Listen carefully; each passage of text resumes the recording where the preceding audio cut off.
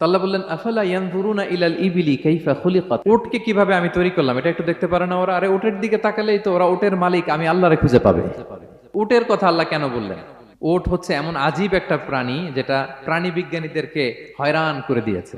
আল্লাহু আকবার, আপনি অবাক হবেন উটের যে ফিচার আল্লাহ তাআলা দিয়েছেন। মক্কার লোকেরা উটের গোশত খাইতো, উটের দুধ খাইতো, উটের চামড়া দিয়ে দ্য ফাইনেস্ট লেদার তারা বানাতো, ওটের উপর মাল নিয়ে বোঝাই করে এক প্রান্ত থেকে আরেক প্রান্তে পাড়ি দিত, নিজেরা ওটের উপর রাইডিং করত। এবং ওট হচ্ছে এমন প্রাণী যেটা একসাথে 1 মাস না খেয়ে বেঁচে থাকতে পারে। 1 মাস পানিও খাওয়া লাগবে না, খাবারও খাওয়া লাগবে না। প্রাপ্তবয়স্ক একটা ওট একসাথে 200 লিটার পানি খেয়ে ফেলতে পারে। এবং ওটের পেটের ভিতরে একটা স্পেশাল ওয়াটার চেম্বার আছে, ওই চেম্বারে রেখে দেয়, যখন লাগবে ওইখান থেকে নিয়ে নিয়ে বেঁচে থাকে।